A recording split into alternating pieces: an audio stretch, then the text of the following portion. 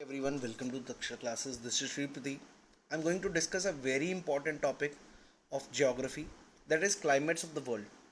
This is a topic which is again and again asked by UPSC in the CDS papers, in the CFA paper. आपने काफ़ी बार question देखो, equatorial type of climate, Mediterranean type of climate, इन पे questions आते हैं, monsoon type of climate पे, और ग्रासलैंड्स, ये वर्ड सुने होंगे। वो सारा आपका अगर आप चेक करें जीसी लोंग के आखिरी 9 चैप्टर्स में दिए हुए हैं।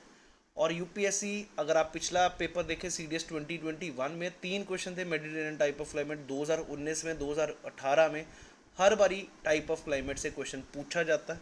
तो इस सीरीज़ में जो कि हम फटाफट सीरीज शुरू कर रहे हैं, जो चल रही है, इसमें अब टाइप ऑफ क्लाइमेट भी one of the very very important topic of your examination for CDS and CFF we are going to cover up. So let us discuss about equatorial type of climate. एक चीज़ और पहले बताना चाहूँगा यार, type of climate में अगर आप चेक करें उस चैप्टर को भी, बड़े बड़े चैप्टर्स हैं लेकिन बहुत इंटरेस्टिंग है, through which you come to know about the world, what is happening in this zone. Clear है जी। और यहाँ पर आपने हर टॉपिक में 4 चीज़ें नोट करनी है, that is temperature and rainfall, that is climate आप कह सकते हैं। वहाँ पर टेम्परेचर कैसा, रेनफॉल कैसी है। दूसरी चीज़, वहाँ पर वेजिटेशन कैसी है, मतलब वहाँ पर कैसी किस प्रकार के पेड़ पौधे, क्या चीज़ मिलती है। थर्ड थिंग, लोकेशन, कहाँ पर ये टाइप ऑफ क्लाइमेट है। और चौथी चीज़ है दोस्त, इकोनॉमी और डेवलपमेंट कैसी है, वहाँ पर अर्थव्यवस्था कैसी है, ह्यूमन कहाँ तक पहुँच चुके हैं, और वहाँ पर ह्यूमन डेवलपमेंट होती कैसे है। ये सारी चीज़ें, 4 चीज़ें हमने नोट करनी है हर टाइप ऑफ क्लाइमेट में। तो पहला जो अभी डिस्कस करने जा रहे हैं वो है इक्वेटोरियल टाइप ऑफ क्लाइमेट। सबसे पहले मेरे भाई, इक्वेटोरियल टाइप ऑफ क्लाइमेट कहाँ से कहाँ वेरी करता है, 5 से 10 ऊपर, 5 से 10 नीचे के बीच में, मतलब इस जोन में। इधर it is from 5 to 10 north and south of the equator, मतलब इक्वेटर के 0 डिग्री के बीच में 5 ऊपर 5 नीचे, इस प्रकार। तो 5 to 10 वेरी कर सकता है।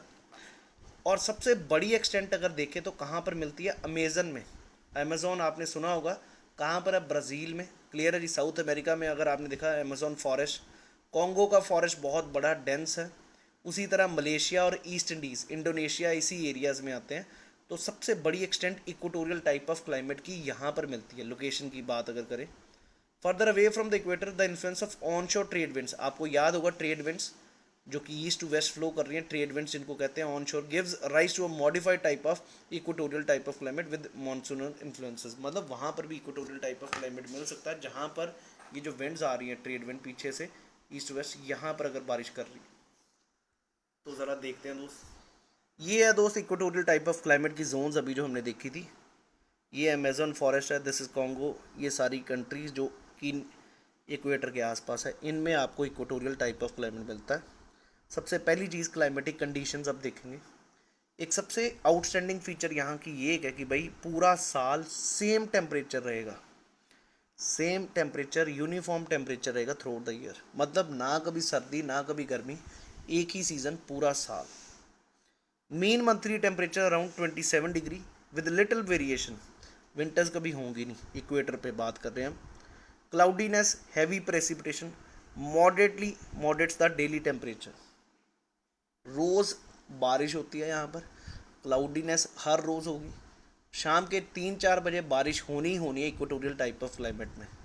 क्लियर है। प्रेसिपिटेशन कैसी, कन्वेक्शनल टाइप ऑफ रेनफॉल। अगर आपने पढ़ा हुआ मेरे पास types of rainfall, orographic, convectional type of rainfall, तो convection type of rainfall takes place in this area, so that even at the equator itself the climate is not unbearable. ये चीज़ याद रखें। ये जो पॉइंट है काफ़ी इंपॉर्टेंट है कि यार यहाँ पर डायरनल रेंज, डायरनल रेंज का मतलब दोस्त पूरे दिन में, रेंज का मतलब होता है मैक्सिमम माइनस मिनिमम। तो पूरे दिन की अगर रेंज देखें तो भाई स्मॉल होती है, बहुत कम होगी, क्योंकि ना तो बहुत ज़्यादा हाई टेम्परेचर किसी टाइम पे होगा, मतलब होगा जो, और वो ही मिनिमम होगा, तो दोनों में डिफरेंस बहुत कम है। इसको कहते हैं रेंज। और डायरनल का मतलब 24 घंटे में। और अगर बात करें एनुअल रेंज, तो पूरे साल में अगर देखें सबसे ज़्यादा टेम्परेचर और सबसे कम टेम्परेचर, तो वो भी बहुत कम है, क्योंकि पूरा साल सेम ही टेम्परेचर रहता है।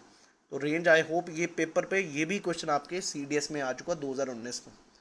और ये भी चीज़ जो CFF की तैयारी कर रहे हैं भाई, कॉन्सेप्ट सेम है। UPSC IAS के पेपर में भी आप बैठे ये पढ़ के, आपको कोई दिक्कत नहीं आएगी ज्योग्राफी में।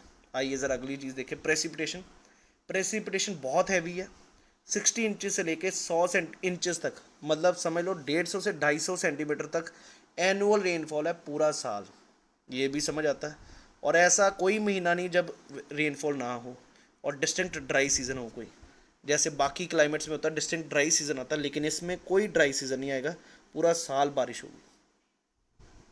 Due to great heat in the equatorial belt, mornings are bright and sunny. सुबह सुबह बहुत अच्छा दिन निकलेगा, ब्राइट सनी सनलाइट आएगी।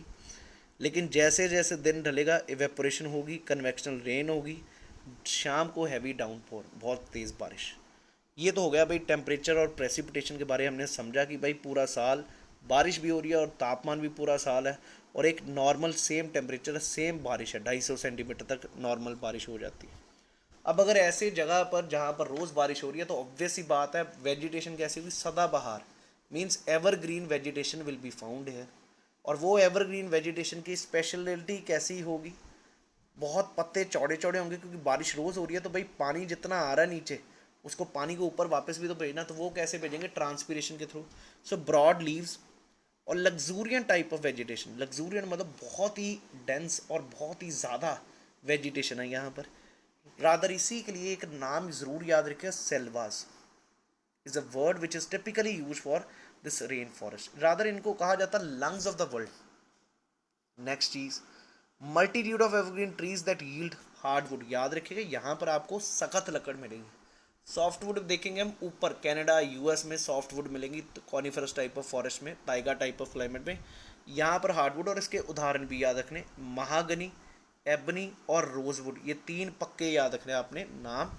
महागनी, एबनी और रोजवुड क्या है, हार्डवुड ट्रीज के नाम एग्जाम्पल है। उसके बाद अगर देखें प्लांट्स कौन कौन से, epiphytic, parasitic and lianas plants are also found in this part, so that is there.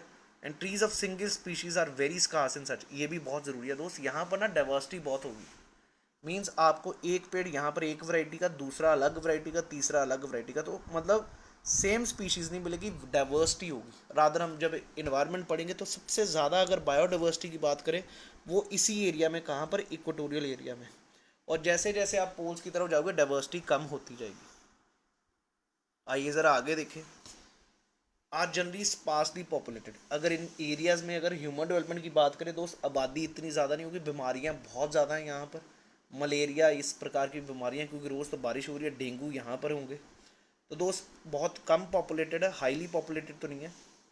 और बहुत ही आदिवासी लोग रहते होंगे यहाँ पर, क्योंकि यार यहाँ पर इंडस्ट्रीज़ नहीं, कोई डेवलपमेंट नहीं, अर्बनाइजेशन नहीं होगा। So what type of vegetation, this is basically a primitive people are living hunters and collectors. और मैक्सिमम उससे ज़्यादा अगर सबसे ज़्यादा एडवांस हो जाए तो वो शिफ्टिंग एग्रीकल्चर है, क्योंकि इधर कोई मॉडर्नाइजेशन आएगी नहीं। अमेजन बेसिन में आपको ट्राइब्स मिलती हैं जो रबर, क्योंकि रबर काफ़ी ज़्यादा लगता है, ये याद रखिएगा इन एरियाज़ में, क्योंकि रबर को भी 250 सेंटीमीटर तक बारिश चाहिए। रादर अंग्रेज़ों ने, ब्रिटिशर्स ने सारा इंडोनेशिया क्लियर करके रबर प्लांटेशन कर दी थी।